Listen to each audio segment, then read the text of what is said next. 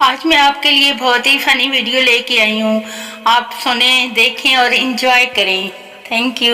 एक आदमी घबराया हुआ आया, पुलिस इंस्पेक्टर से बोला मुझे गिरफ्तार कर लीजिए, मैंने अपनी बीवी के सर पर लाठी मारी है। इंस्पेक्टर, क्या वो मर गई है? आदमी, नहीं, बल्कि वही लाठी लिए मेरे पीछे आ रही है।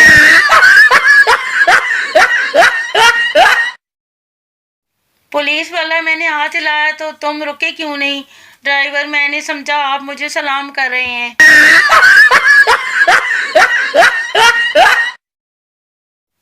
पुलिस, तुमने एक ही दुकान में लगातार 3 दिन चोरी की। चोर, मैंने एक दिन अपनी बीवी के लिए सूट चोरी किया, 2 दिन तो कलर बदलने के लिए गया।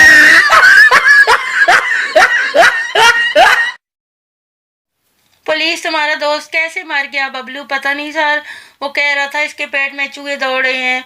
पुलिस, तो फिर? बबलू, तो मैंने इसको चूहे मारने वाली दवा खिला दी।